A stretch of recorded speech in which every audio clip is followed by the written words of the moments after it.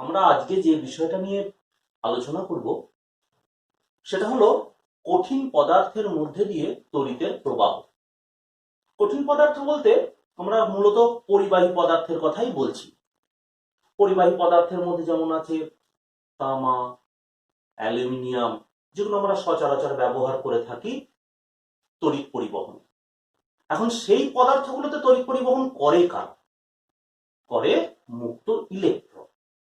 এখন এরা কিভাবে তড়িৎ পরিবহন করে থাকে আমরা এসো সেই বিষয়টা নিয়ে আলোচনা এখানে করি। কোন কঠিন পদার্থ সেখানে থাকে, অর্থাৎ কঠিন পরিবাহী পদার্থ, সেখানে থাকে অসংখ্য মুক্ত ইলেকট্রন। এখন এই মুক্ত ইলেকট্রন গুলো প্রদান করে কারা? না, ওই কঠিন পদার্থ গঠনকারী পরমাণু সমূহ, যাদের শেষ কক্ষ থেকে এক বা একাধিক ইলেকট্রন মুক্ত ইলেকট্রন রূপে পরিবাহীতে ছড়িয়ে থাকে। আর ইলেকট্রন দান করার পর ওই পরমাণুগুলো পরিণত হয় আয়নে, যারা পরিবাহী পদার্থে বদ্ধ অবস্থায় থাকে।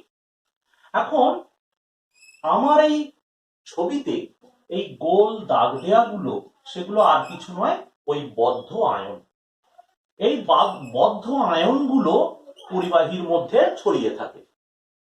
আর ইলেকট্রন এই পরিবাহী পদার্থের মধ্যে, ইলেকট্রন বলতে আমি মুক্ত ইলেকট্রনের কথা বলছি, তারা তাপীয় উত্তেজনার কারণে অনবরত ছুটে চলে। অনবরত ছুটে চলার সময় এই বদ্ধ আয়নগুলোর সাথে সংঘাত ঘটায়। সংঘাত ঘটিয়ে তাদের বেগের পরিবর্তন ঘটায় এবং সেই পরিবর্তন নিয়ে তারা আবার দ্বিতীয় কোনো আয়নের সাথে সংঘাত ঘটাতেই থাকে অনবরত। আর এই সংঘাতটা যেটা ঘটে এই একের পর এক বদ্ধ আয়নের সাথে, এই ইলেকট্রনগুলো ছুটে চলাটাকে নিয়ন্ত্রণ করে তাপীয় উত্তেজনা। কিন্তু এই ছুটে চলার জন্য পরিবাহী পদার্থে কোনো প্রকার তড়িৎ প্রবাহ সৃষ্টি হয় না। আমরা যদি এই রকম একটা পরিবাহী তারের কথা কল্পনা করি, সেই তারটার যে কোনো একটা ক্রস সেকশন যদি নিই, তাহলে এটা দেখা গেছে কোনো এক মুহূর্তে ডান দিক থেকে বাম দিক থেকে ডান দিকে অতিক্রান্ত এই মুক্ত ইলেকট্রনের সংখ্যা ঠিক যতগুলো হবে, উল্টো দিকে অর্থাৎ ডান থেকে বামে ওই ক্রস সেকশনটা দিয়ে অতিক্রান্ত মুক্ত ইলেকট্রনের সংখ্যা ঠিক ততগুলোই হবে। অর্থাৎ কোনো এক মুহূর্তে একটা পরিবাহী তারের একটা প্রস্থচ্ছেদ দিয়ে মোট অতিক্রান্ত মুক্ত ইলেকট্রনের সংখ্যা হলো 0। তার মানে আমরা বলতে চাইছি তাপীয় উত্তেজনার কারণে পরিবাহী পদার্থের মধ্যে ইলেকট্রনের এই ছুটে চলা কোনো প্রকার তড়িৎ প্রবাহ সৃষ্টি করে না। এখন ঘটনা হলো, আমরা যদি এই পরিবাহী পদার্থের মধ্যে একটা ভলিউম কল্পনা করি, একটা ধরো ঘনক নিলাম, এই ইলেকট্রনগুলো গ্যাসের বদ্ধ পাত্রে থাকা গ্যাসের অণুর মতো এমনই ছুটে বেড়ায় যে কোনো একটি দেয়াল দিয়ে, এই ঘনকটার কোনো একটি দেয়াল দিয়ে কোনো এক মুহূর্তে ঘনকে প্রবেশ করা ইলেকট্রনের যতগুলো ইলেকট্রন প্রবেশ করে কোনো এক মুহূর্তে, ঠিক সেই একই মুহূর্তে এর কোনো একটি দেয়াল বা একাধিক দেয়াল দিয়ে ঠিক সেই একই মুহূর্তে ততগুলো ইলেকট্রনই ঘনক থেকে বেরিয়ে যায়। ফলে ঘনকের ভেতরে উপস্থিত মুক্ত ইলেকট্রনের সংখ্যা সর্বদা কনস্ট্যান্ট। আমার কথা বলার অর্থ হলো, এই পরিবাহীর যে কোনো অংশে মুক্ত ইলেকট্রনের ঘনত্ব ধ্রুবক। মাথায় রেখো, আমি যখন আলোচনা করছি তখনই পরিবাহী পদার্থটা তড়িৎ পরিবহনে অংশগ্রহণ করেনি। অর্থাৎ এমনিতেই এই কঠিন পদার্থটা, অর্থাৎ পরিবাহী পদার্থটা, তার ভেতরে থাকা মুক্ত ইলেকট্রনগুলো তাপীয় উত্তেজনার কারণেই ছুটে চলে। এবং এই উত্তেজনার কারণে ছুটে চলা ইলেকট্রনগুলোর বেগ 10⁵ মিটার প্রতি সেকেন্ড থেকে 10⁶ মিটার প্রতি সেকেন্ড পর্যন্ত হতে পারে। এই একটা বিশাল বেগ নিয়ে তাপীয় উত্তেজনার কারণে মুক্ত ইলেকট্রনগুলো ছুটে চলে। কিন্তু মাথায় রেখো, এই ছুটে চলাটা তড়িৎ প্রবাহ সৃষ্টি করে না পরিবাহীতে। এখন আমরা যদি এই পরিবাহীর মুক্ত ইলেকট্রনগুলোর কোনো এক মুহূর্তে বেগ গণনা করি, না দেখব কণাগুলোর, ধরে নাও একটা একক আয়তনের পরিবাহীর মধ্যে একটা একক আয়তন আমরা কল্পনা করলাম। সেই একক আয়তন হয়তো স্মল এন সংখ্যক মুক্ত ইলেকট্রন কোনো এক মুহূর্তে উপস্থিত, আর সেই মুহূর্তে ইলেকট্রনগুলোর বেগ যথাক্রমে u1, u2, u3। এখন এদের যদি আমরা গড় বের করি, অর্থাৎ un করে আছে n সংখ্যক ইলেকট্রন, এই ইলেকট্রনগুলোর যদি আমরা গড় নিই, তাহলে আমরা যে গড়টা পাবো সেটা হবে 0। অর্থাৎ গড় বেগ 0 না বলে নাল ভেক্টর বললে ভালো হতো, অর্থাৎ এরকম বললে ভালো হতো। তার মানে পরিবাহী পদার্থের মধ্যে তাপীয় উত্তেজনার কারণে ছুটে বেড়ানো মুক্ত ইলেকট্রন সমূহের গড় বেগ সেটা 0। এখন ঘটনা কি না, ঘটনা যখন এই পরিবাহী তারটা তড়িৎ পরিবহনে অংশগ্রহণ করে, তখন কিছু পরিবর্তন হয়। পরিবর্তন বলতে কি, মনে করে নাও এই যে পরিবাহী তারটা আমি বোর্ডে দেখিয়েছি, সেই পরিবাহী তারটার দুই প্রান্তে আমরা একটা তড়িৎ কোষ যুক্ত করলাম। মনে করে নাও এই পরিবাহী তারটার দুই প্রান্তে একটা তড়িৎ কোষ যুক্ত করলাম। তড়িৎ কোষ যুক্ত করার ফলে কি হবে দেখো, এই পরিবাহীটা যে প্রান্তে ব্যাটারির ধনাত্মক মেরু যুক্ত করা হয়েছে, অর্থাৎ প্রান্তটার নাম দিলাম এ, আর যে প্রান্তে ঋণাত্মক মেরু যুক্ত করা হয়েছে সেখানটার নাম দেওয়া হলো বি।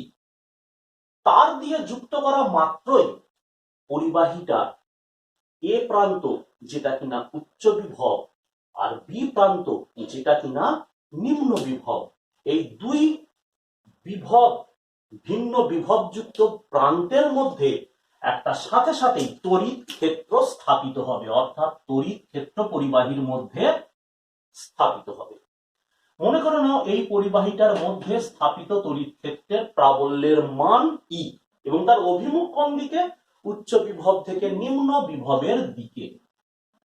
ফলে কি হবে, এই মুক্ত ইলেকট্রনগুলো তড়িৎ ক্ষেত্র দ্বারা প্রভাবিত হবে। তখন যে ইলেকট্রনগুলো তাপীয় উত্তেজনার কারণে বেগ নিয়ে গতিশীল ছিল, তার একটা অতিরিক্ত গতিবেগ পাবে, এবং সেই অতিরিক্ত গতিবেগটা নিয়ে তড়িৎ ক্ষেত্রের দিক বরাবর তারা ছুটে যেতে থাকবে। এখন তারা কেমন ভাবে যাবে, অর্থাৎ আমি যে প্যাটার্নটা দেখিয়েছি সেই প্যাটার্নটা কি একেবারে বদলে যাবে? অর্থাৎ তাপীয় উত্তেজনার কারণে যে বেগ, সেই বেগটা কি এখন বন্ধ হয়ে যাবে? এখন কি একটা নতুন বেগ থাকবে? মোটেই তা নয়। তাপীয় উত্তেজনার কারণে যে বেগ সেটা তো থাকবেই, সঙ্গে আরো একটা বাড়তি বেগ যোগ হবে। অর্থাৎ ইলেকট্রনগুলো সেই সময় তড়িৎ ক্ষেত্রটা প্রদানের পর তারা কিভাবে মুভ করবে এবার, না তাদের মুভমেন্টটা এবার একটু পাল্টে গেল। কিরকম হলো দেখো, তাদের মুভমেন্টটা এরকম ভাবে যাবে, অর্থাৎ যে সংঘাতটা, আমি কথাই বলছি, যে সংঘাতটা তারা আগে এরকম জায়গায় ঘটাচ্ছিল, তারা পার্শ্ববর্তী, এখানে অবশ্যই যে বাঁকটা নেওয়ার ফলে এখানে অবশ্যই একটা আয়ন আছে, যে তারা এই যাত্রাপথটা একটু শিফট করলো, সরিয়ে ফেললো। তার মানে তাদের যাত্রাপথের অভিমুখটা তড়িৎ ক্ষেত্র যেটা প্রয়োগ করা হয়েছে তার বিপরীতে একটু শিফট করে গেল, সরে গেল।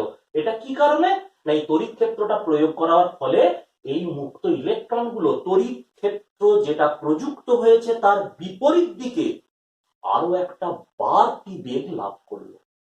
এখন এই বাড়তি বেগটা কেন লাভ করে, কিভাবে লাভ করে, এসো সেটা দেখা যাক।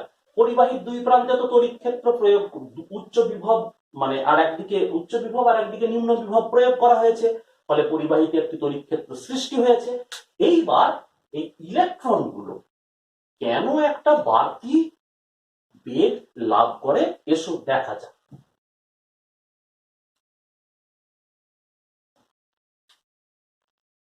আমরা কেবলমাত্র তড়িৎ ক্ষেত্র প্রয়োগের ফলে পরিবাহীতে মুক্ত ইলেকট্রনগুলো যে বাড়তি বেগ লাভ করেছে তার কথাটা বিচার করি। মনে করে নাও এখানে একটা আয়ন আছে, এখানেও একটা আয়ন আছে। তড়িৎ ক্ষেত্রটা যেটা প্রয়োগ করা হয়েছে তার অভিমুখ দেখো। এইবার একটা ইলেকট্রন সে কি করবে না, সে একটা এই তড়িৎ ক্ষেত্রে বল অনুভব করবে। মনে করে নাও এই ইলেকট্রনটা এই আয়নের কাছে ধাক্কা খেয়েছে, ধাক্কা খাওয়ার পর কি হবে না, এই ইলেকট্রনটা তড়িৎ ক্ষেত্রের বিপরীতে একটা বল অনুভব করবে। সেই অনুভূত বলটার মান কত? মাইনাস স্মল ই ক্যাপিটাল ই। মাইনাস চিহ্নটা নির্দেশ করছে তড়িৎ ক্ষেত্রের অভিমুখ যেদিকে, বলটা তার বিপরীত অভিমুখে কাজ করছে। এখন সংঘাতটা যখন ঘটবে, তড়িৎ ক্ষেত্র অর্থাৎ একটা ইলেকট্রন যখন একটা আয়নের সাথে সংঘাত ঘটাবে, তখন তড়িৎ ক্ষেত্র প্রয়োগ জনিত কারণে যে বেগ, সেই বেগটা সেই মুহূর্তে তার তড়িৎ ক্ষেত্র প্রয়োগের জন্য যে বেগ, সেই বেগটা সেই মুহূর্তে শূন্য। পরে বিষয়টা আরো ব্যাখ্যা করছি, একটু অপেক্ষা করো। তাহলে এই ইলেকট্রনটা তড়িৎ ক্ষেত্র প্রয়োগের ফলে যে বল অনুভব করছে, তার জন্য যে ত্বরণ লাভ করবে, সেই অ্যাক্সিলারেশনটা হবে a = F/m, যেটা ইলেকট্রনের ভর, তার মানে minus small e capital e dash by m. এখন এই ইলেকট্রনটা যদি ছুটে এসে আকর্ষণ বলের কারণে ছুটে এসে নেক্সট আয়নটার সাথে সংঘাত ঘটায়, এই সংঘাত ঘটানোর জন্য তাকে যে পথটা অতিক্রম করতে হবে, সেই পথটা অতিক্রম করতে যদি আমরা ধরে নিই টি সময় লাগছে, তাহলে টি সময় পরে সে কতটা বেগ পাবে না, তার প্রাথমিক বেগ সংঘাত ঘটানোর মুহূর্তে তড়িৎ ক্ষেত্র জনিত কারণে প্রাথমিক বেগটা তার 0। এখন তড়িৎ ক্ষেত্রের জন্য সে একটা ত্বরণ অনুভব করবে, ছুটে আসবে, এসে নিকটবর্তী আরো একটা আয়নের সাথে সংঘাত ঘটাবে। সংঘাত ঘটানোর ঠিক পূর্ব মুহূর্তে তার বেগটা কত না, v = u + at। যদি আমরা তীর চিহ্ন দিই অর্থাৎ ভেক্টর রূপ, কণাটার তো আর একটা বাড়তি বেগ, তাহলে আমরা এই বিষয়টা পাবো। কি লিখবো তাহলে? v = লিখবো minus small e capital E by M into T. তার মানে এই একটা বাড়তি বেগ ওই অণুটার, ওই ইলেকট্রনটা থাকবে। তাহলে ইলেকট্রনটার মোট বেগ কি হবে? মোট বেগ মানে তার তো আগে থেকেই একটা তাপীয় উত্তেজনার কারণে বেগ ছিল, সেই বেগটাকে আমরা u0 দিয়ে লিখছি। তাপীয় উত্তেজনার কারণে বেগ, সাথে ইলেকট্রনটার আর একটা বাড়তি বেগ এলো, সেটা তড়িৎ ক্ষেত্রটা প্রয়োগের ফলে বা তড়িৎ ক্ষেত্রটার উপস্থিতির ফলে। তাহলে এখন পরিবাহীতে ইলেকট্রন যখন তড়িৎ পরিবহন করছে, অর্থাৎ ব্যাটারির সাথে সংযুক্ত অবস্থায় আছে পরিবাহী তার ভেতরে ইলেকট্রনের এখন দুটো বেগ, একটা তাপীয় উত্তেজনার কারণে বেগ আর একটা তড়িৎ ক্ষেত্র প্রয়োগ জনিত কারণে বেগ। এই দুটো বেগের লব্ধি হলো ক্যাপিটাল ভি, এই নিয়ে ছুটে যাবে। এখন মজার কথা হলো কি, তড়িৎ ক্ষেত্র প্রয়োগ জনিত কারণে ইলেকট্রন যে বেগটা লাভ করে, সেই বেগটা নিয়ে ছুটে চলার সময় যখনই সে আয়নের সাথে সংঘাত ঘটায়, সংঘাত ঘটানোর পর ওই তড়িৎ জনিত কারণে বেগটা আবার শূন্য হয়ে যায়। শূন্য হয়ে ছিটকে গিয়ে হয়তো আবার সে তড়িৎ ক্ষেত্র জনিত কারণে সে বল অনুভব করবে, কিন্তু তার প্রাথমিক বেগটা শুরু হবে আবার শূন্য থেকে। তাপীয় উত্তেজনার কারণে যে বেগটা আয়নের সাথে ধাক্কা লাগার পর কি হবে, সেটা অভিমুখ বদলাবে।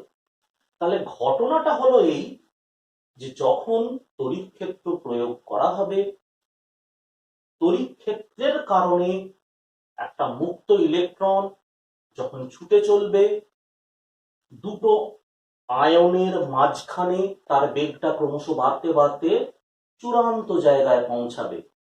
তখন সে একটা আয়নের সাথে সংঘাত ঘটালো, সংঘাত ঘটানোর পর তড়িৎ ক্ষেত্র জনিত কারণে তার বেগটা আবার শূন্য জায়গা শূন্য শূন্য মানে পৌঁছে গেল। সেখান থেকে সে যখন আবার ছুটতে শুরু করে দ্বিতীয় সংঘাত ঘটাতে যাবে, তার মাঝখানে তার বেগটা তড়িৎ ক্ষেত্র সে আবার ঘটাতে যাবে, তখন তড়িৎ ক্ষেত্র জনিত কারণে তার বেগটা আবার শূন্য থেকে বেড়ে সর্বোচ্চ হবে। এইভাবে সে চলতে থাকবে। এখন ঘটনা হলো, আমরা এই সমস্ত গোটা পরিবাহী পদার্থেতে যে মুক্ত ইলেকট্রন গুলো আছে তাদের এই ধরনের মোট বেগটা নিয়ে এসো আলোচনা করি। মনে করো পরিবাহীতে মুক্ত ইলেকট্রন এই কালো রঙের পথটা অনুসরণ করে তাপীয় উত্তেজনার কারণে গতিশীল ছিল। যেই আমরা পরিবাহীটিতে একটা তড়িৎ ক্ষেত্র প্রয়োগ করলাম, সেই তড়িৎ ক্ষেত্রটা প্রয়োগ করার ফলে এখন মুক্ত ইলেকট্রন গুলো তাপীয় উত্তেজনার কারণে গতিশীল হবে, কিন্তু তাদের গতিপথ থেকে একটু শিফট করবে, সরে আসবে। এই সরে আসা পথটা এখন ডট ডট দিয়ে দেখানো হয়েছে যে তারা তাদের যে পথটা ছিল সেই পথটা থেকে খানিকটা সরে এসেছে তড়িৎ ক্ষেত্রের বিপরীতে, যেটাকে আমরা তড়িৎ ক্ষেত্রর কারণে সৃষ্ট বেগের জন্য ঘটেছে বলে মনে করতে পারি। এখন লক্ষ্য করো, একটা পরিবাহীতে n সংখ্যক মুক্ত ইলেকট্রন আছে, ধরে নাও একক আয়তন। সেই মুক্ত ইলেকট্রন গুলোর কোন এক মুহূর্তে তাদের বেগ গুলো হচ্ছে যথাক্রমে এইটা। এখন এ সম্পর্কে কতগুলো কথা বলি। মুক্ত ইলেকট্রনের বেগ মানে ব্যাপারটা আমি ঠিক কি বোঝাতে চাইছি। তুমি একবার ভেবে দেখো, যখন ইলেকট্রন গুলো পরিবাহীর মধ্যে ছুটে বেড়ানোর সময় তারা একটা বদ্ধ আয়নের সাথে সংঘাত ঘটালো, সংঘাত ঘটিয়ে তারা আবার ছুটে যাবে সামনের দিকে অপর একটা বদ্ধ আয়নের সাথে সংঘাত ঘটাবে। এই যে পথটা, এই দুটো বদ্ধ আয়নের পরপর দুটো সংঘাতের মধ্যে মুক্ত ইলেকট্রন যে পথটা অতিক্রম করবে, সেই পথটা অতিক্রম করার জন্য কোনো একটা বিশেষ ইলেকট্রন, যাকে 1 নম্বর দিয়ে চিহ্নিত করেছি, তার সময়কালটা t1। অর্থাৎ তড়িৎ ক্ষেত্র জনিত কারণে সে তার প্রাথমিক বেগ 0 small e capital E by n এই ত্বরণ নিয়ে সে t1 সময় ধরে ছুটে গিয়ে দ্বিতীয় একটা আয়নের সাথে সংঘাত ঘটাচ্ছে। এইভাবে পরিবাহী পদার্থের একক আয়তনে যতগুলো মুক্ত ইলেকট্রন ওইরূপ আছে তাদের প্রত্যেকের তড়িৎ ক্ষেত্র জনিত কারণে যে বেগ সেগুলো বার করেছে। এবার ওই m সংখ্যক ইলেকট্রনের তাপীয় উত্তেজনার কারণেও বেগ আছে, তাহলে তাদের একই সাথে তাপীয় উত্তেজনার কারণে বেগ আর প্রযুক্ত তড়িৎ ক্ষেত্র জনিত কারণে বেগ, এই বেগটা কিন্তু চূড়ান্ত বেগ। চূড়ান্ত বেগ মানে তাদের শুরুটা, কথায় বলছি, ধরে নাও এ বিন্দু থেকে তাদের যাত্রা শুরু হয়েছে একটা সংঘাত শেষ করার পর। তার মানে কি, এই যে এখান থেকে আয়নের কাছ থেকে যাত্রা শুরু করছে, তার মানে কি ও আয়নের কাছে অবস্থান করছিল তা নয়, হয়তো ও ছুটে চলতে চলতে ওইখানে ও তার একটা সংঘাত শেষ করেছে, তারপর থেকে তড়িৎ ক্ষেত্র জনিত কারণে সে ছুটে চলেছে আবার দ্বিতীয় আয়নের দিকে পরবর্তী সংঘাতটা ঘটানোর জন্য। ঠিক পরবর্তী সংঘাতটা ঘটানোর পূর্ব মুহূর্তে যে চূড়ান্ত বেগ সেটা হলো এই v1 v2 vn, এগুলো হলো n সংখ্যক মুক্ত ইলেকট্রনের বেগ, তাদের রাশিমালা। তাহলে প্রতিটা মুক্ত ইলেকট্রনের কথা যদি বিচার করি তাহলে আমরা কি কি পাচ্ছি। প্রতিটা মুক্ত ইলেকট্রনের ক্ষেত্রে তাদের একটা থাকছে তাপীয় উত্তেজনার কারণে বেগ, আর একটা থাকছে প্রযুক্ত তড়িৎ ক্ষেত্র জনিত কারণে বেগ, ফলে ক্যাপিটাল v1 হলো তাদের লব্ধ বেগ। এভাবে n সংখ্যক ইলেকট্রনের আমরা বেগের রাশিমালাটা পেলাম। এইবার এসো, এই n সংখ্যক ইলেকট্রনের আমরা যদি গড় বেগ বের করতে চাই, সেই গড় বেগটাকে vd দিয়ে লিখেছি। vd দিয়ে লিখলে দেখো আমরা এই সম্পর্কটা লিখবো, এই সমস্ত বেগের ভেক্টর যোগ করে তাকে n দিয়ে ভাগ করেছি। এখন v1 v2 এই vn এর প্রত্যেকের যদি মানটা বসিয়ে দিই তাহলে আমরা এই বিষয়টা পাচ্ছি।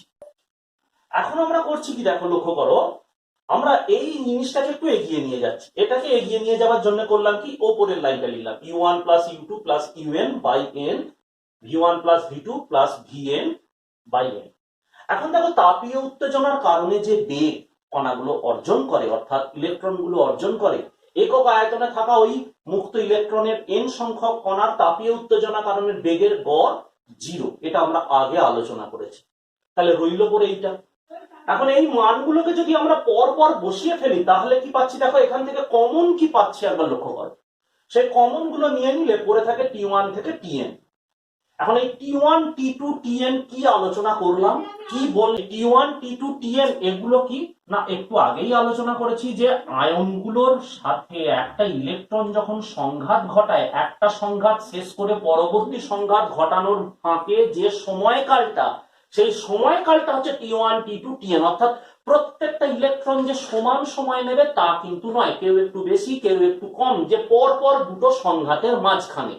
এখন এই সমস্ত সংঘাতের যে সময়, অর্থাৎ পর পর দুটো সংঘাত ঘটাতে এই সমস্ত ইলেকট্রনগুলো এন সংখ্যক ইলেকট্রনগুলো সকলে একই সময় নেবে তা কিন্তু নয়। তাহলে এখন বলতে চাইছি এন সংখ্যক ইলেকট্রনের এই সময়কালগুলো, সংঘাতের সময় পর পর দুটো সংঘাত ঘটাতে সময়কালগুলো সব ভিন্ন ভিন্ন। তাদের যে গড়, সেই গড়টাকে আমরা একটা নতুন চিহ্ন দিয়ে লিখেছি, এটাকে আমরা বলি রিল্যাক্সেশন টাইম। এখন যে আমরা রাশিমালাটা পেলাম এটাকে বলা হয় মুক্ত ইলেকট্রনের ড্রিফট ভেলোসিটি, অনুপ্রবাহ বেগ, বিচলন বেগ, এই ভিডি। এর তাহলে মানটা কি, অর্থাৎ যদি আমরা মানের কথা বিচার করি small e capital E by M tau.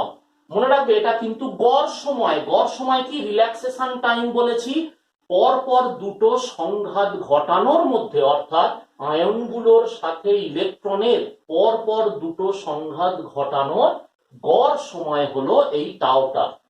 তাহলে এখানে তুমি একবার লক্ষ্য করো এই অনুপ্রবাহ বেগের রাশিমালাটা, তার শুধুমাত্র মানটা হলো V D is equal to small e capital E by M tau. কোন পরিবাহীর উষ্ণতা বৃদ্ধি করলে পরপর দুটো সংঘাত ঘটাতে যে সময়টা দরকার সেই সময়ের গড় মানে রিল্যাক্সেশন টাইম সেটা যায় কমে। এই রিল্যাক্সেশন টাইম কমে গেলে ভিডিটাও যাবে কমে। আবার দেখো কোন পরিবাহীর দুই প্রান্তে যে ব্যাটারিটা ব্যবহার করছি তার যদি শক্তি বাড়িয়ে দিই, অর্থাৎ 1.5 ভোল্ট দিচ্ছিলাম 1.5 ভোল্ট, তার জায়গায় আমি 3 ভোল্ট দিলাম কি 4 ভোল্ট দিলাম, তাহলে এখানকার তড়িৎ ক্ষেত্র যেটা ক্রিয়া করবে সেটা শক্তিশালী হবে। সেটা শক্তিশালী হলে অনুপ্রবাহ বেগ আবার বাড়বে। মনে রাখবে তড়িৎ প্রবাহের জন্য দায়ী কিন্তু এই অনুপ্রবাহ বেগ। তাহলে তার মানটা এসো দেখি কি রকম না, এর মানটা 10⁻⁴ মিটার প্রতি সেকেন্ড এই অর্ডারের হয়। এই বেগটা নিয়ে যদি একটা ইলেকট্রন পরিবাহীর মধ্যে দিয়ে চলে তাহলে সুইচ টেপার সাথে সাথে আলো জ্বলে কি করে, তুমি মাথায় রেখো সেখানে কিন্তু তড়িৎ পরিবহনের জন্য যে দায়ী সেই তড়িৎ ক্ষেত্র, তার বেগটা আমাদের কাছে মাথায় রাখতে হবে। সেই মূলত দায়ী সুইচ টেপার সাথে সাথে কোনো তড়িৎ যন্ত্র চালু হওয়া। কারণ ইলেকট্রন এই বেগ নিয়ে সে ক্রমশ নিম্ন বিভব থেকে উচ্চ বিভবের দিকে সরতে থাকে, যেটা খুবই কম, কয়েক মিলিমিটার বা মিলিমিটারেরও ভগ্নাংশ। এই বেগ নিয়ে চললে পরিবাহীটার এক প্রান্ত থেকে অপর প্রান্তে ইলেকট্রনটাকে আসতে বহু সময় লাগবে, কিন্তু সুইচ অন করা মাত্রই আলো জ্বলে, পাখা চলে। তার কারণ পরিবাহীর মধ্যে দিয়ে তড়িৎ ক্ষেত্র প্রায় আলোর গতিবেগে গমন করে। এই তড়িৎ ক্ষেত্রটাই তড়িৎ পরিবহনের জন্য দায়ী এবং তৎক্ষণাৎ আমাদের সুইচ অন করা মাত্রই কোনো তড়িৎ যন্ত্রকে চালাতে সে সাহায্য করে। অনুপ্রবাহ বেগ কাকে বলে, এটা প্রায় পরীক্ষায় পড়ে। অনুপ্রবাহ বেগ কাকে বলে না, আমরা এভাবে বলতে পারি কোন পরিবাহীর মধ্যে দিয়ে মুক্ত ইলেকট্রন সমূহ যে গড় বেগ নিয়ে সঞ্চালিত হয় সেই গড় বেগটিকে অনুপ্রবাহ বেগ, বিচলন বেগ, কোন বইতে দেখলাম স্রোত বেগও দেওয়া আছে, স্রোত বেগ বলে। এটা আরো একটু এরকম ভাবে বলা যেতে পারে, পরীক্ষায় যেটা পড়ে অনুপ্রবাহ বেগ বা ড্রিফট ভেলোসিটি কাকে বলে। তড়িৎ পরিবহন কালে কোন পরিবাহীর মধ্যে মুক্ত ইলেকট্রন সমূহ যে গড় বেগ নিয়ে অগ্রসর হয় বা সঞ্চালিত হয়, সেই গড় বেগটিকে বলা হয় অনুপ্রবাহ বেগ, স্রোত বেগ বা বিচলন বেগ বা ড্রিফট ভেলোসিটি। এখন এসো এই ড্রিফট ভেলোসিটি, এখান থেকে একটা নতুন রাশিমালা পাবো, মোবিলিটি, গতিময়তা। কোন পরিবাহীতে একক তড়িৎ ক্ষেত্র প্রয়োগে মুক্ত ইলেকট্রন সমূহ যে বিচলন বেগ লাভ করে সেটাকেই ওই পরিবাহীর গতিময়তা, বা পরিবাহীর তো নয়, পরিবাহীটা যে উপাদান দিয়ে নির্মিত সেই উপাদানের গতিময়তা বলে। মাথায় রেখো, গতিময়তা একটা উপাদানের বৈশিষ্ট্য। তাহলে একক তড়িৎ ক্ষেত্র প্রাবল্য প্রয়োগে কোন পরিবাহীর মুক্ত ইলেকট্রন সমূহ যে অনুপ্রবাহ বেগ লাভ করে তাকে ওই পরিবাহীর মানে উপাদানটির গতিময়তা বলে। আমরা ভিডি বাই ই করলে এটা পাবো। মনে করে না একটা পরিবাহী যার দৈর্ঘ্য এল, তার দুই প্রান্তে এ আর বি বিন্দুতে একটা ব্যাটারি সংযোগ করা হয়েছে। এ বিন্দুটা উচ্চ বিভবে, বি বিন্দুটা নিম্ন বিভবে। এ আর বি এর মধ্যে বিভব প্রভেদ ভিএ মাইনাস বি। তাহলে সাংখ্যমানের বিচারে, সাংখ্যমান শুধু বলবো না, মানের বিচারে ঋণাত্মক চিহ্নটাকে আমরা অগ্রাহ্য করেছি। মানের বিচারে এখানে প্রতিষ্ঠিত মানে পরিবাহীর মধ্যে উৎপন্ন তড়িৎ ক্ষেত্র প্রাবল্যর সম্পর্কটা কি হবে? বিভব প্রভেদ, এদের মাঝখানে যে দৈর্ঘ্যটা, পরিবাহীটা সুষম দৈর্ঘ্যের ধরে নাও, সুষম দৈর্ঘ্যের এই পরিবাহীটা দৈর্ঘ্য এল, তাহলে তার দুই প্রান্তের বিভব প্রভেদ ভিএ মাইনাস ভিবি, তাহলে উৎপন্ন তড়িৎ ক্ষেত্র প্রাবল্যটি হলো ই। এখন এই তড়িৎ ক্ষেত্র প্রাবল্যের এবার একক গুলোতে এসো। একক কি? অনুপ্রবাহ বেগ। এই অনুপ্রবাহ বেগের এসআই তে একক মিটার প্রতি সেকেন্ড।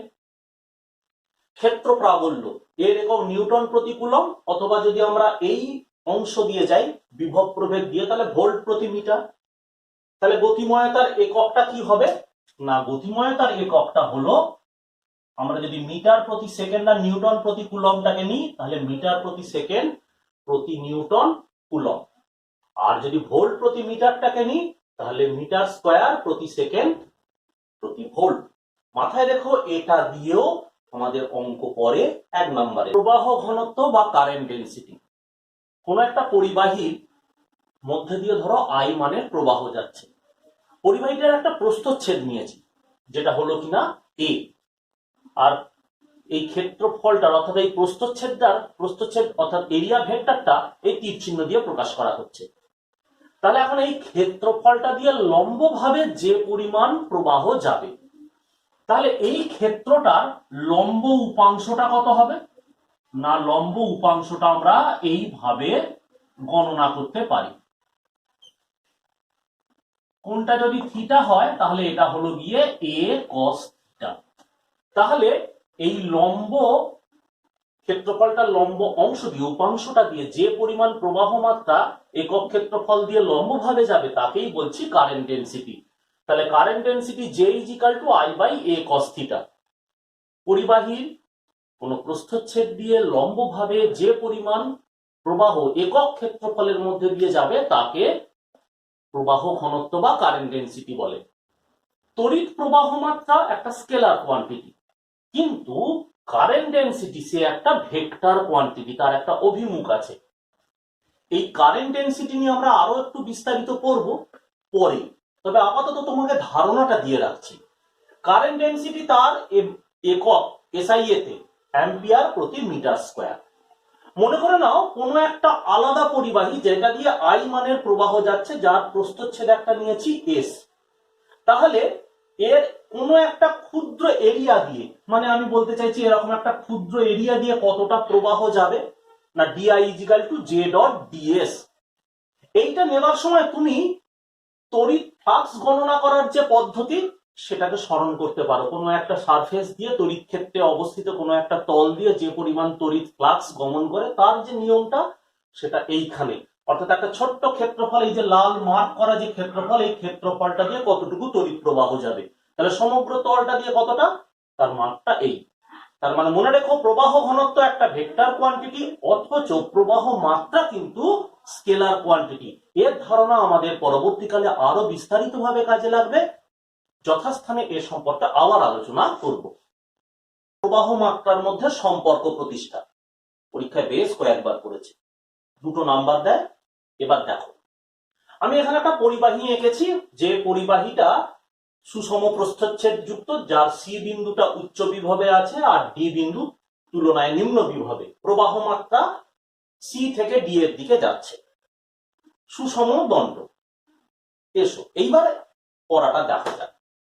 ধরা যাক একটি পরিবাহী যার প্রতি একক আয়তনে মুক্ত ইলেকট্রনের সংখ্যা, বা আমরা বলতে পারি আধান মুক্ত ইলেকট্রন ঘনত্ব এম। মাথায় রেখো, প্রতি একক আয়তনে উপস্থিত ইলেকট্রনের পরিমাণ, সংখ্যাটা। এই ইলেকট্রন সমূহ পরিবাহীর মধ্যে দিয়ে তড়িৎ ক্ষেত্রের বিপরীতে ভিডি এই অনুপ্রবাহ বেগ নিয়ে, অর্থাৎ তড়িৎ প্রযুক্ত তড়িৎ ক্ষেত্রের বিপরীতে এই অনুপ্রবাহ বেগ নিয়ে গতিশীল। অতি ক্ষুদ্র সময় ডেল্টা টি, এই সময়ে এটা এই ইলেকট্রনগুলো কতটা পথ যায় দেখা যাক। পরিবাহীটার পি কিউ অংশে একটা ছোট্ট ক্ষেত্রফল কল্পনা করা হয়েছে, অর্থাৎ একটা ক্রস সেকশন নেওয়া। একটা পরিবাহী যার সি বিন্দু উচ্চ বিভবে, ডি বিন্দু নিম্ন বিভবে, তড়িৎ ক্ষেত্র সি থেকে ডি এর দিকে প্রসারিত, ক্ষেত্র প্রাবল্য ই। এখন পরিবাহীটার পি কিউ অংশে একটা প্রস্থচ্ছেদ নেওয়া হয়েছে, যার ক্ষেত্রফল এ। এবার আসা যাক, পরিবাহীটার মুক্ত ইলেকট্রন ঘনত্ব হচ্ছে এন। মনে করে নেওয়া যাক, পরিবাহীটিতে মুক্ত ইলেকট্রন সমূহ ভিডি এই অনুপ্রবাহ বেগ নিয়ে, বা এই ভিডি এই গড় বেগ নিয়ে প্রযুক্ত তড়িৎ ক্ষেত্রের বিপরীতে গতিশীল। এখন পি কিউ এই ক্ষেত্রফলটার কথা বিবেচনা করলে ডিটি এই সময়ে এই ক্ষেত্রফলটা অতিক্রম করে যাবে ইলেকট্রনগুলো কতটা দূর, অর্থাৎ ইলেকট্রনগুলো ভিডি এই গড় গতিবেগ নিয়ে গতিশীল, গড় স্রোত বেগ নিয়ে গতিশীল। এখন ডিটি সময়ে এই ক্ষেত্রফলটা অতিক্রম করে তড়িৎ ক্ষেত্রের বিপরীতে তারা কতটা পথ যাবে, না ভিডি ইন্টু ডিটি এই পরিমাণ পথ যাবে। তাহলে ভিডি ইন্টু ডিটি পরিমাণ পথ গেলে দেখো এখানে একটা ভলিউম তৈরি হচ্ছে। এই অংশটা, অর্থাৎ আমার এখানে লাল কালি আর কালো কালিতে দেওয়া এই অংশটা একটা ছোট্ট সিলিন্ড্রিক্যাল, অর্থাৎ লম্ববৃত্তাকার চোঙাকৃতি অংশ তৈরি হয়েছে। তার মানে ডিটি সময়, এই সময়টার তো একটা ব্যবধান আছে। যেমন ধরো তোমাকে যদি বলে এক ব্যক্তি 10 সেকেন্ডে কতটা রাস্তা অতিক্রম করেছে, আরে 10 সেকেন্ডের শুরু আছে, শুরুটা তো 0, শেষটা 10-এ, তাহলে 0 থেকে 10-এর মাঝখানে ওই ব্যক্তি কতটা রাস্তা গেছে, এইভাবে তো ধরি। তাহলে আমরা এখন খেয়াল করতে চলেছি এই পি কিউ এই ক্ষেত্রফলটা ডিটি সময়ে কতগুলো ইলেকট্রন অতিক্রম করবে, অর্থাৎ এই প্রস্থচ্ছেদটা ডিটি সময়ে কতগুলো ইলেকট্রন অতিক্রম করে যাবে। না, অতিক্রম করে তারা যাবে কত দূর, প্রথম যে ইলেকট্রনটা একেবারে সূচনা লগ্নে যে ইলেকট্রনটা অতিক্রম করবে সে ডিটি সময়ে ভিডি দূরত্ব যাবে, আর সময়ের একেবারে শেষ মুহূর্তে মানে ডিটির যে ব্যক্তিটা ওই সময়ের মধ্যে শেষে একেবারে শেষ মুহূর্তে ডিটি সময়ের ব্যবধানটা, ধরো ডিটিটা আমি কথাই বলছি, যদি আমরা 0.5 সেকেন্ড নিই, তাহলে যখন 0 সেকেন্ড সেই সময় একটা ইলেকট্রন এখানে প্রবেশ করেছে, অর্থাৎ এই প্রস্থচ্ছেদ অতিক্রম করেছে। 0.5 সেকেন্ডের একেবারে শেষ মুহূর্তে তখন একটা ইলেকট্রন আবার এইদিকে অতিক্রম করছে। তাহলে প্রথমে যে ইলেকট্রনটা অতিক্রম করেছে সে কত দূর যাবে, ভিডি ইন্টু ডিটি পরিমাণ। শেষ ইলেকট্রনটা এইখানে থাকছে, প্রথম ইলেকট্রনটা এখানে পৌঁছে গেছে, তাহলে এর মাঝখানে কতগুলো ইলেকট্রন আছে, তাহলে ওর আয়তনটা দরকার। তাহলে আয়তনটা কি করে পাবো, একটা লম্ববৃত্তাকার চোঙাকৃতি শেপ তৈরি করেছে, তার মানে পি কিউ প্রস্থচ্ছেদটি দিয়ে ডিটি সময়ে অতিক্রান্ত ইলেকট্রন ভিডি ইন্টু ডিটি এই দীর্ঘ লম্ববৃত্তাকার চোঙটির মধ্যে থাকবে। তাহলে চোঙটির আয়তন কত, না চোঙটির আয়তন হলো capital V is equal to A into V D into D T. তাহলে ওই আয়তনে থাকা ইলেকট্রনের সংখ্যা কত, না একক আয়তনে ইলেকট্রন কতগুলো আছে, এন সংখ্যক। তাহলে ক্যাপিটাল ভি আয়তনে কতগুলো আছে, V into N.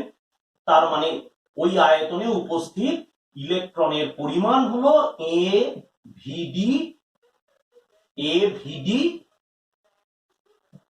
DT into N. তাহলে ওই ইলেকট্রন গুলো কতটা আধান বহন করছে, আধানের মানটা চিহ্নটা আমি রাখছি না, ওই ইলেকট্রন গুলো যে আধান বহন করবে সেটা হলো ভি এন ই, ইলেকট্রনের আধান। তার মানে আমরা পাচ্ছি N A E V D into D T. তাহলে এবার ভাবো ডিটি সময়ের ব্যবধানে কিউ পরিমাণ আধান এই প্রস্থচ্ছেদটা দিয়ে অতিক্রম করেছে। তাহলে প্রবাহ মাত্রাটা কি, প্রবাহ মাত্রা হলো একক সময়ে পরিবাহীর কোন প্রস্থচ্ছেদ দিয়ে যে পরিমাণ আধান প্রবাহিত হয়। তাহলে প্রবাহ মাত্রা কাকে বলে, কোন পরিবাহীর কোন প্রস্থচ্ছেদ দিয়ে একক সময়ে যে পরিমাণ আধান প্রবাহিত হয়। তাহলে এই প্রস্থচ্ছেদটা দিয়ে ডিটি সময়ে এতগুলো আধান প্রবাহিত হয়েছে। তাহলে একক সময়ে কতটা হবে, কিউ বাই ডিটি।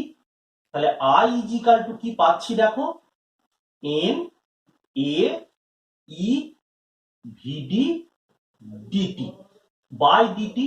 তাহলে আই ইজিক্যাল টু কি পেলাম, এন এ ই ভিডি। তাহলে খেয়াল করো অনুপ্রবাহ বেগ আর প্রবাহ মাত্রার মধ্যে সম্পর্ক, I is equal to N A E ভিডি।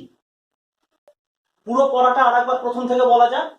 ধরা যাক একটি পরিবাহী সুষম প্রস্থচ্ছেদ যুক্ত একটি পরিবাহী, তার উপর পিকিউ একটি প্রস্থচ্ছেদ নিলাম যেটি দণ্ডটির উপর লম্বভাবে অবস্থিত, পরিবাহীটি দিয়ে আই মানের প্রবাহ যাচ্ছে। ধরা যাক পরিবাহীর একক আয়তনে উপস্থিত মুক্ত ইলেকট্রনের সংখ্যা এন, ওই ইলেকট্রন সমূহ ভিডি অনুপ্রবাহ বেগ নিয়ে প্রযুক্ত তড়িৎ ক্ষেত্রের বিপরীতে গড় বেগ নিয়ে গতিশীল। পরিবাহীটির প্রস্থচ্ছেদের ক্ষেত্রফল এ, পরিবাহীর সি বিন্দু উচ্চ বিভবে, ডি বিন্দু তুলনায় নিম্ন বিভবে, ফলে প্রবাহ মাত্রা সি থেকে ডি এর দিকে প্রবাহিত। এখন ডিটি সময়ে পি কিউ প্রস্থচ্ছেদটি দিয়ে অতিক্রান্ত আধান ভিডি ইন্টু ডিটি এই দূরত্বের মধ্যে অবস্থান করবে। এখন ডিটি সময়ে যে পরিমাণ আধান বা মুক্ত ইলেকট্রন পি কিউ ক্ষেত্রফলটি অতিক্রম করবে সেই পরিমাণ আধান ভিডি ইন্টু ডিটি এই দীর্ঘ লম্ববৃত্তাকার চোঙটিতে অবস্থান করবে। সেই চোঙটির আয়তন ভি ইজিক্যাল টু এ ভিডি ইন্টু ডিটি। তাহলে ওই আয়তনে উপস্থিত ইলেকট্রনের মুক্ত ইলেকট্রনের পরিমাণ বা আধান বাহকের পরিমাণ ভি এন ইজিক্যাল টু এটা লিখলে, তারপরে ওই মুক্ত ইলেকট্রন দ্বারা বাহিত আধানের মান, মাথায় রেখো আমি ঋণাত্মক চিহ্ন দিইনি, আধানের প্রকৃতি নিয়ে কোনো কথা বলিনি, আধানের মান Q is equal to V N E. এবার এখানে মানটা বসিয়ে দেওয়া হয়েছে। এখন পরিবাহীর কোন প্রস্থচ্ছেদ দিয়ে একক সময় অতিক্রান্ত আধানের পরিমাণটাকেই পরিবাহীর প্রবাহ মাত্রা বলে। তাহলে I is equal to Q by D T করে আমরা এই রাশিমালাটা পেলাম, ডিটিটা কেটে যাবে, আমরা এই রাশিমালাটা শেষ পর্যন্ত পেলাম। অনেক সময় প্রশ্ন করে প্রবাহ ঘনত্ব ও অনুপ্রবাহ বেগের মধ্যে সম্পর্কটা প্রতিষ্ঠা করো। প্রবাহ ঘনত্ব, তাহলে দেখো প্রমাণটা আগের মতো এই পর্যন্ত যেমন আছে তেমনই থাকবে, খালি বাড়তি একটা কথা, এই এটাকে আই কে ভাগ করেছি।